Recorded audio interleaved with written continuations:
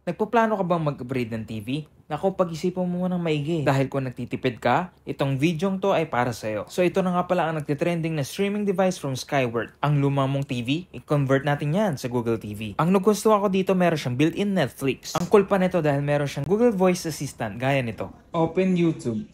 Opening YouTube for Android TV. O diba ang astig, hindi mo na kailangan mag-type sa remote. Open Spotify. Here's Spotify. Yes, pwede ka rin mag-download ng Spotify. Hindi nga ako nakontento at sinubukan ko i-connect sa Bluetooth speaker.